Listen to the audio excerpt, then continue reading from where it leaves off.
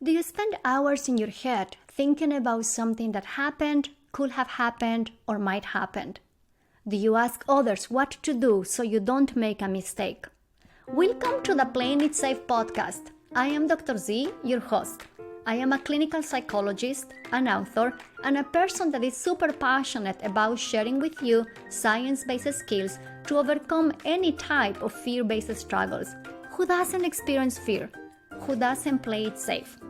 In this show, we will discuss how fear-based reactions happen in day-to-day life, how playing it safe behaviors look like, sound like, and feel like, how you can put into action solid tips from behavioral science to get unstuck from worries, fears, obsessions, and anxieties, and how you can start doing what works, what matters, and what you care about. Behavioral science doesn't have to be boring. Thanks for listening, and let's get started. My guest this week is Dr. Joel Minden. Joel is a clinical psychologist and the author of the book Show Your Anxiety Who is the Boss. It's such a cool title. We all experience anxiety, and even though it's uncomfortable, it can actually be useful at times. But when anxiety dominates a person's life, when anxiety takes over a person's day-to-day life, that's very debilitating. And in our conversation, we talk about how to handle anxious thoughts, worry thoughts, and Joel shared 3 particular skills he teaches his clients. So as you listen to our conversation, I want to encourage you to try these skills and see how they work for you. We also discuss in detail how you can practice acceptance of anxious thoughts, acceptance of your internal experience, and how it looks and sounds when you're practicing acceptance. Also, close to the end of our conversation, you will hear Joel and I clarifying some of the myths or misconceptions about behavior therapies or behaviorism in general. So I hope that you can listen to them, because many times there is a lot of misinformation about what means to practice behavioral-oriented approaches or behaviorally-oriented coaching in the work that we do with clients. And as usual, if you have any curiosity, any comments, or even a request for an episode, please go to the website www.thisisdrz.com and send me an email. I promise I will get back to you. Enjoy the episode and see you next week. Bye-bye. Joel, it's a pleasure to have you on the Playing It Safe podcast. Thank you for making the time. Hi, Patricia. Thanks so much for having me. Great to talk with you. Likewise, it's a pleasure. Because this is the first time that we're chatting in the podcast, I'm wondering if you don't mind sharing with the audience, what are you doing these days? What's the focus of your clinical work? Sure. I specialize in treatment for anxiety disorders and related concerns. I primarily use cognitive behavioral therapy, acceptance and commitment therapy, and I have a private practice. And I'm also a lecturer at California State University, Chico, in the psychology department. My goodness, you're very busy. Right now, it's school in session. Yeah. You forgot to mention that you're also an author. You have some books published out there. That's right. I'm the author of Show Your Anxiety Who's Boss. It's been translated into Spanish. I wish I could read it or understand the audiobook. It's also in Russian, Polish. Wow, congratulations. That's really cool. Thank you. And I know the book is focused on anxiety. Would you mind sharing with us what's the story behind the book? How did you come up with the idea? How did you decide to organize the book? Well, I came up with the idea by speaking with the acquisitions editor that I was working with at New Harbinger Publications, the publisher, Ryan. And Ryan and I talked about the focus of the book, and I really wanted to emphasize some of the things that I use quite a bit in clinical practice. And the book has 3 basic components or focus areas that I think can be really helpful for people who are struggling with anxiety. And so in the book, it's divided into 3 sections. And so The sections deal with realistic and useful thinking, taking action rather than prioritizing avoidance, and being more accepting of difficult emotions like anxiety. So it's a little easier to work through discomfort when situations are anxiety provoking. So those are the three basic elements of my approach in clinical practice. And I wanted to make that the focus of the book as well. Will it be okay if I share with you an example of a situation that I got stuck the other day? And maybe we can see how those principles may apply to this situation. How does it sound? That sounds great. From time to time, I'm afraid of driving in the middle of the night. Even 7 p.m. feels too scary to me. I don't avoid driving on the freeway in the night, but if I see a truck, I may hold the wheel very, very hard. And I'm just overly hyper focused on the freeway until I cannot see that truck. In those moments, I am afraid of having a panic attack. My mind tells me you may have a panic attack. What if you have a car accident? What if you die in the freeway? How would you apply these principles of your book into that particular scenario? That sounds like a very scary experience. It can be scary at times. Yeah, thank you. I can actually relate to this because I'm not the most confident driver, especially at night.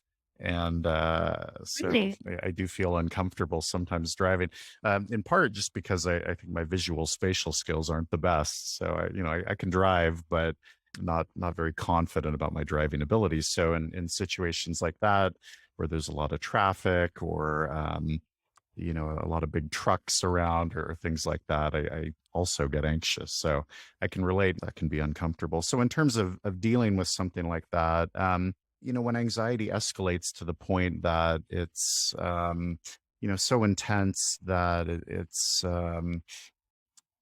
kind of aligned with what we usually think of as panic, which is kind of a much more intense version of typical anxiety. And I think I think of panic as anxiety about anxiety or catastrophic thinking about anxiety. This, as you mentioned, right? What if anxiety escalates to the point that I lose control and I'm going to get into an accident, or I'll have the symptoms will escalate and I'll have a panic attack and all of that. So, in terms of dealing with that, I think it's very helpful to understand the thinking behind panic. And so I always find it useful to remember that that anxiety is a normal emotional response. And if you're anticipating a threat, if you think you're in danger and that something bad will happen, you're going to feel anxious. But it's the catastrophic thinking about anxiety itself that often leads to panic. So I think a helpful thing to remember in a moment like that is I'm anxious, I'm uncomfortable, this is a difficult emotion, but I don't have to let anxiety control me. It's a harmless emotion. Even if it escalates, it's going to decline on its own. I don't have to work so hard to try to fight it. I can work through it. I can tolerate this. So being aware of, the catastrophic thinking, if that does come up in a moment like that, I think that would be important. For some people, it's helpful to challenge those thoughts and try to be more realistic in their thinking. But I find that, for other people, being realistic can backfire. So, for example, if you tell yourself that, it's very unlikely that I'm going to get into an accident or that I'll need to pull over, some people might sort of respond to that idea with the belief that, well, unlikely isn't good enough for me. I need to know for sure that I'm going to be safe here. And so there may be a lot of back and forth, kind of an internal argument where it's, maybe this will happen, maybe it won't. And, and that can be very unproductive. So I think for folks who tend to get locked into concerns about, what if people who really struggle with uncertainty, that's not a helpful process to try to be more realistic in thinking. So in those cases, perhaps a more useful response would be to accept the emotional experience, to acknowledge that this is hard, it's uncomfortable, but it is just a feeling, and I'm going to do my best to work through it and really focus on not so much on how I'm feeling in this moment, but really focus on driving, because that's Mm-hmm. the most important thing to do in that moment. And That's true. maybe not acting on the urge to pull over or, do whatever provides maybe a false sense of safety, but instead, keeping your eyes on the road, maybe slowing down a little bit, maybe being more aware of your surroundings, and really, giving yourself an opportunity to be effective in that moment,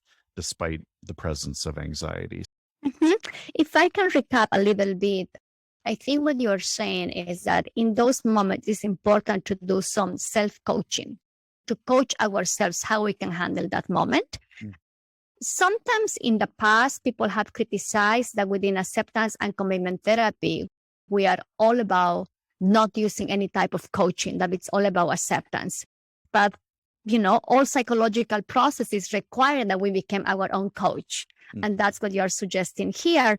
Now, will it be okay if I'm a little bit sassy? Can I be a little bit sassy? Is that okay? Yes. We both are trained in cognitive behavior therapy. We both are trained in acceptance and commitment therapy. And I think within cognitive behavior therapy, there are so many interventions. And one of them in the past traditionally has been to challenge thoughts, has been to look for evidence for and evidence against. And within acceptance and commitment therapy, we don't challenge the thoughts. We invite people to figure out their values, practice some acceptance of the uncomfortable internal experience, and take action. But you're mentioning that sometimes, perhaps for some people, maybe it's helpful to do some of this challenging of their thoughts, and maybe for others not. In your experience as a psychologist, do you have a sense who will be a good candidate for engaging in some challenging of thinking versus other people that are not good candidates, and they may actually do much better with practicing acceptance? Mm-hmm. It's a good question. I think a lot of it comes down to how does the person deal with uncertainty? And I think for some people, the prospect of moving into an important challenge without having complete certainty that things are going to work out, that they're going to be safe, it's just too uncomfortable. And I think whether, you challenge the beliefs or you accept the beliefs or whatever, right? It's important, if you're going to be able to do things that are difficult, that are anxiety provoking, you have to be able to live with a certain amount of uncertainty. So I think that people who struggle, in my experience, the people who struggle the most with uncertainty are not open to cognitive restructuring, thinking about things in more realistic ways, because it seems like the mind always goes to, well, there's a chance that I won't be okay, and I'm not all okay with that. That's a beautiful observation. Thank you for sharing that. I think the intolerance to uncertainty can be a variable to see who responds better to restructuring, to challenging thoughts versus acceptance.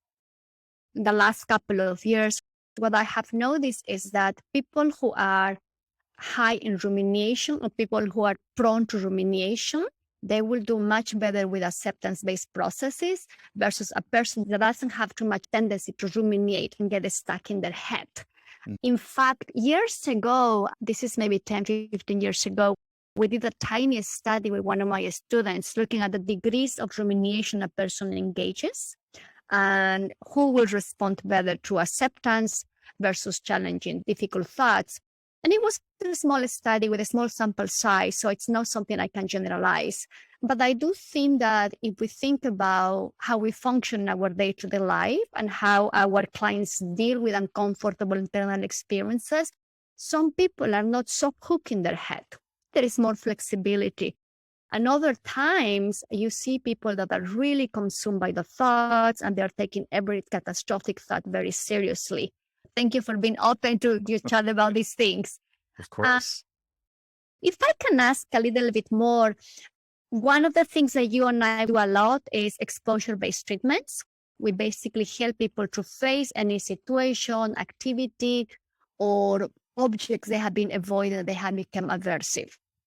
Now, in the process of helping people to face and do their own exposures, sometimes I see my clients powering through them as if something that I had to check off from a list, right? Like I did it, I took the elevator 50 times today, or I drove in the freeway.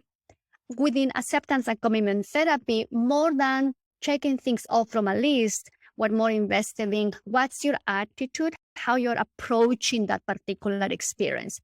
Are you making room to notice what you're feeling, what you're sensing?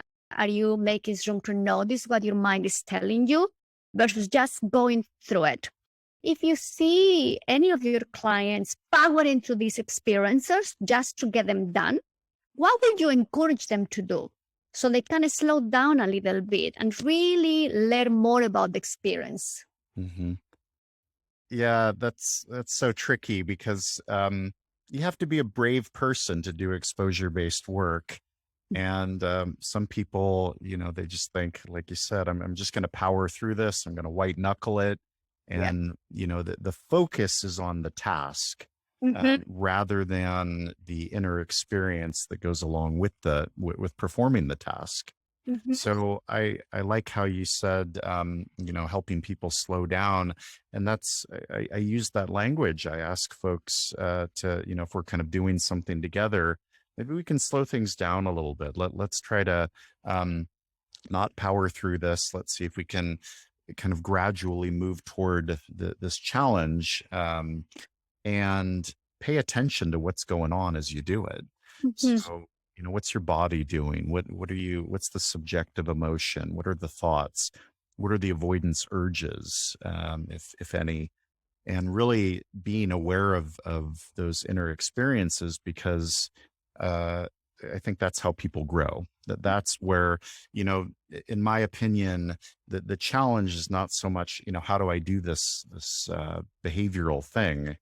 The challenge is, how do I deal with all of that internal activity that gets in my way when I'm trying to do this important thing? So I do think it's important to pay attention to that stuff. And I actually use that acronym STUFF to describe the inner experience. But pay attention to it and figure out, what does it mean? How do I understand it?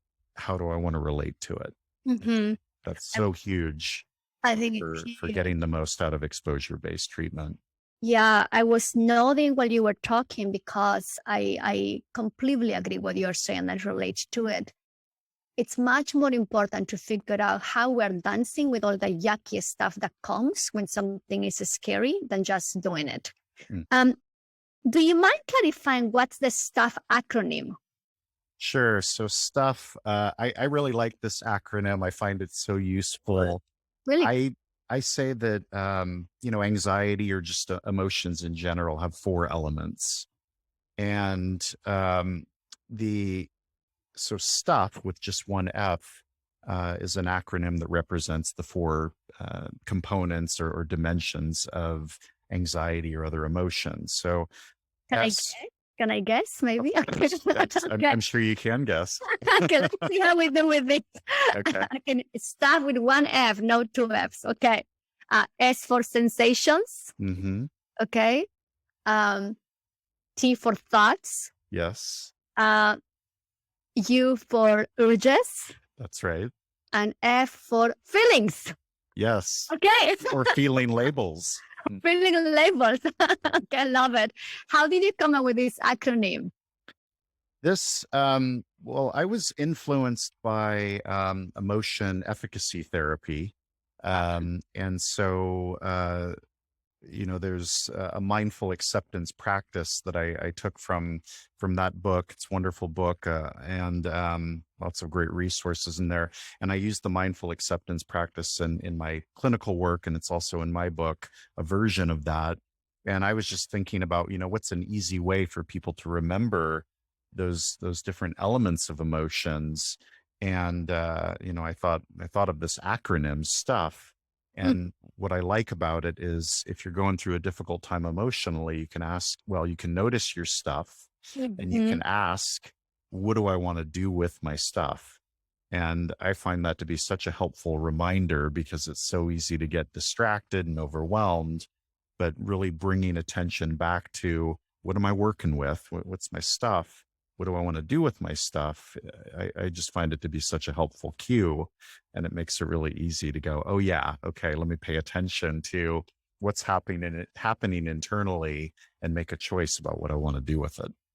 It sounds very useful. I haven't heard it before, but I will certainly try it. I love the idea of using acronyms to bring ourselves back into the present and stay with experience, especially when doing exposure-based work. It's easy to just power through things. Joel, if people want to tackle anxiety and they have your book in front of them, where would you recommend them to start? Would you say go from chapter 1 until the end? Or what do you think are the key chapters from your book that maybe they can start reading? Well, it's hard to answer that question because I think people are so different, and some people are going to respond more to the sections that deal with acceptance, and some people are going to respond more to the action-oriented sections. And some people, perhaps really like, or they would benefit from paying more attention to how they think and recognizing some of the biases in their beliefs, and learning to think in more realistic and useful ways. So it really depends on the person. I guess personally, I believe that the most important thing when it comes to long-term anxiety management is figuring out how to live your life, how to do these important but anxiety-provoking activities that are so tough to do because anxiety gets in the way. So I think, a starting point for most people is, what are you not doing because of anxiety, and what do you want to be able to do? What's missing that's so meaningful, that really gives you a sense of purpose, something that would be fulfilling if you were doing this? What is it that you want to do, and how can you start doing those things? So I think that's sort of in the middle of the book, where I talk more about the action-oriented steps. And that section of the book, I call it "Take Action, Demand Satisfaction." So instead of avoiding challenges because anxiety gets in the way, take action, do the difficult things, do the important things. And demand satisfaction doesn't mean it's going to be easy or comfortable, or I'm going to be happy while I do it, or anything like that. But it's about long-term life satisfaction. The more that you're able to do these things that bring that meaning to your life, the more you learn about yourself and your ability to tolerate or work through anxiety and grow and really develop. So those are the important long-term lessons I think that we get when we do exposure-based work. So that part of the book, I think, is really central to long-term growth and anxiety management. So I guess if I had to pick one part, I would say that's perhaps the best starting point. And I guess a final thought about all that is, I do think it's important for people to develop flexibility in the way they respond to anxiety. So just picking, for example, I have a lot of clients who have found that, when I take action, when I start doing things that are difficult, it boosts my mood. I get a sense of accomplishment. I see that, I'm much more effective than I thought I was, or that I could be. And that's really powerful. But I find that sometimes people get so locked into this idea, I have to keep moving, I have to keep doing difficult things. And they're not really learning so much about what anxiety means and how to respond to it. So I think be flexible. Here's an example. Some people, they're really action oriented and it pays off for them. Then they find themselves worrying a lot. They're worrying about things. And that's, how do you take action, right? Here you're dealing with a cognitive process, and it's not a matter of, how do I let go of that and go do something else? It's a matter of, how do I make sense of this worry process, and what am I going to do with it? And so it's less, I think, with that kind of problem, the answer isn't, how do I, move toward the challenge? Now the issue is, how do I deal with this very intense urge that I have to overthink things, to establish greater certainty in my life? And then that takes over.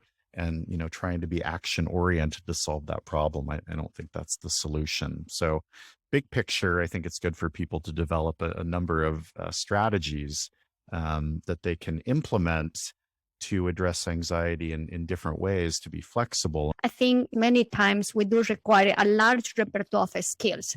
Some skills are action-based, and other times we need the skills to handle all these what-if thoughts, all these catastrophic thoughts, or underestimating my ability to cope. So if people are overthinkers and they are more prone to have these what-if thoughts, what if this goes wrong, terribly wrong, where should they start in your book? Well, some people are overthinkers, and that served them well. Maybe they have jobs that require a lot of cognitive effort, and it works for them, right? To think carefully and to plan and problem solve. So I think sometimes that stuff is really valuable to have that cognitive style. So, but on the other hand, if somebody is a worrier and they worry about an uncertain future that they couldn't possibly predict or control, then maybe starting with the third section of the book, which I call accept and redirect. And here's where it can be really valuable to accept that uncertainty is hard for me. There are things that I'm concerned about. I have a tendency to go in circles in my mind, trying to get more certainty, trying to answer the unanswerable. And so I think in the third section of the book, I really focus on how can you recognize the difference between these concerns that are going to be responsive to planning and problem solving, and how can you recognize the concerns that are just going to get in your way because you're never going to get the answers you're looking for. So for people who tend to get stuck in a pattern of worry, overthinking, I think section 3, accept and redirect, is probably a good starting point. Lovely. And thank you for clarifying. We're not saying that overthinking is always bad. We're clarifying in the context of avoiding something that blocks and affects negatively your life. That's when you want to pay attention to the skills that you need to handle those thoughts or those uncomfortable emotions. So I'm going to take a look to the section accept and redirect. I love it. I have lots of little catchphrases in the book because I think it's helpful to have those go-to messages when things get complicated. And I find that, most people who struggle with anxiety, get wrapped up in details and like I said, sometimes that really helps and sometimes it gets in the way. So having a message that you can come back to, accept and redirect, take action, demand satisfaction, or the first part of the book, which is useful predictions, not anxious fictions. Some message that you can come back to when you're getting stuck, I think is really, really helpful. And it's just an easy reminder, right, that I've got lots of options here. I don't always have to go to my recipe, the one tactic that I always go to. I can do different things that might be helpful. Yeah, I think these catchy sentences help people to remember the skill that they have to use. And they sound fun. They sound absolutely fun. I think they're fun. I hope other people do. Well, I do. I find it really fun. Joel, I have a last question for you. If you were to have a cup of coffee, tea, or a scotch or a beer with any person you want, who will that be today and why? Today. Oh, I'd have to give this some thought. Well, I'm just going to go with, the first person that comes to mind. And this might be sort of an unexpected answer, but I've been thinking about the psychologist Carl Rogers a lot, and I'm a big fan of Rogers and the Rogerian approach. And for listeners who may not be familiar with Rogers, his approach to therapy, his client-centered or person-centered approach, really appeals to me. I sort of look at the Rogerian approach as, in my opinion, it is or should be the foundation for all psychotherapies. And I absolutely love his approach and his perspective. And, just this idea of, we've been talking a lot about acceptance today. And I think one of the things that has really influenced me in my professional work is the Rogers belief that it's just so important to acknowledge the authentic self, that we're going to have ideas, fantasies, conflicts, urges, these things that we have to deal with, right? It's a part of life. And when we try to defend against these things that we don't like, or that don't make sense, or that make us uncomfortable, we struggle. And I think so many people struggle because they're working so hard to try to be somebody else, to try to be different, to try to overcome these things that are uniquely and authentically human. And I think if we can learn to accept that, sometimes the things that we experience, we don't really control or understand, and working harder to try to defeat these difficult things is not the solution. It's really going to take us away from being authentic. So I think it's just so valuable to be able to kind of tap into, who am I? What's the authentic me? Can I be true to myself? Can I share that with other people? Can I take the risk and be authentic about the way I express some of those things to others? And that's such a scary thing to do. So I would love to, it was a long way of addressing this this question, but I would love to be able to learn directly from somebody like Rogers about how he developed his understanding of the human experience, and why he thinks these concepts are so foundational to therapeutic movement. While you were talking, I was thinking how often behavior therapists get accused of not paying attention to the relationship. We get accused of being overly focused in homework or worksheets. The reality is that we cannot do the work we do without paying attention to who the person is in front of us. And I think it is courageous to accept ourselves as we are, to love ourselves with all the layers and experiences and terrible thoughts we have about ourselves. And I think that can be liberating. And behavior therapists, we do think about self-acceptance and self-love. We, So we absolutely do. Yes. I think it's unfortunate. There's this kind of idea out there in the world that, yeah, like you said, that we're just, here's some worksheets, and very, very rigid in our approach, and just, develop these skills, and I'm not going to be focused on who you are as a human being. And I think that's so far removed from the work we actually do. And that acceptance is huge. It's so powerful in terms of creating a platform for movement and growth. So yeah, it sort of blows my mind when people think that, we're disconnected from that, or we're not thinking about the relationship or being authentic and accepting. I really believe that that's an essential component of all therapy. And without that, whatever we do on top of that, the cognitive and behavioral work, it's just really hard to get anything from the process of therapy. So I think, that stuff is huge, and it's just disappointing to me that people don't recognize that, that so much of what we do is really driven by that theoretical framework. that's true. Like you, I feel disappointed and unseen, because I think that at the end of the day, as behaviorists, we are definitely creating a transformative experience for the people that we work with. We have very intimate conversations. I think hundreds of times I have seen this with my clients, the richness of the connection we do have, that by itself can be so transformative for people, because they experience themselves in a different way in the context of our relationship. And I think that's a platform, that's a foundation, and that's the base for all the other stuff we do. Without having that intimate connection, I think we have nothing, no matter how many skills we may know. But without that sense of accepting people for who they are and modeling for them that they can be who they are and that they are perfect human beings exactly as they are.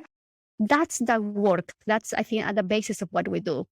So for people listening to us, please remember, behavior therapists, pay attention to who you are as a human being. Yes, absolutely. Right. Yeah. And, we've been talking so much about anxiety, and, I think this is a good example. People who struggle with anxiety, take a risk when they reveal their emotional struggles with people that are close to them in their lives. So if you say, I'm anxious about this or that, that's a hard thing to do because, friends and family members, they're concerned about your welfare, but the way they respond, it might be reassuring. Oh, you're fine. Everything's okay. And the person might think, you don't get it. That's not what I believe. And you're minimizing the struggle that I'm going through, or, stuff like, oh, let it go. Right. You're overreacting. Right. And it's so dismissive, so cruel. And so what an amazing experience, right. In therapy to say, I'm opening up, I'm being authentic here. Here's a thing that really scares me. And to work with somebody who says, that's a hard thing to deal with. I'm not going to judge you. I'm not going to try to correct you. I'm not going to, challenge this perspective. I'm going to try to understand what it's like to be you and accept that this is a hard thing for you. And let's just connect on that level before we do anything else. And that's so powerful, to get that message from another person. Because then, right, we can look at ourselves and say, you know what, that's okay. It's okay for me to deal with difficult emotions. It's okay for me to get overwhelmed by things. It's okay for me not to always have the answers. If somebody else, can accept me as an imperfect person, or a person who struggles, or a person who's human, then maybe I can accept myself too. And I think that's so huge. Yeah, I think what a gift to be able to see a person for who they are, given where they are in their life, with a lot of openness and caring. And again, I am grateful that we can talk about it today as practitioners, as behaviorists, because often we get mislabeled and we get misjudged. Dear Joel, thank you so much for chatting today. It has been such a treat. I know we went back and forth so many times, and finally we made it happen. So many, many thanks for sharing all your work and also sharing all these insights and wisdom you have in the field. Many, many thanks. Thank you, Patricia. Thanks so much for having me on your podcast. So I'm glad we were able to finally do it and chat. And it's been a very stimulating conversation, and hope we can do it again. Yes, I would love to torture you again. So thank you. Thanks for listening. If you like this episode, I will very much appreciate it if you will subscribe and share this podcast with your friends. And if you're feeling extra generous, I welcome a review on Apple Podcasts. Show notes of this episode are in the website playingitsafe.zone. Make sure to subscribe to my newsletter so you can receive more tips to stop all types of unworkable playing it safe actions. See you soon!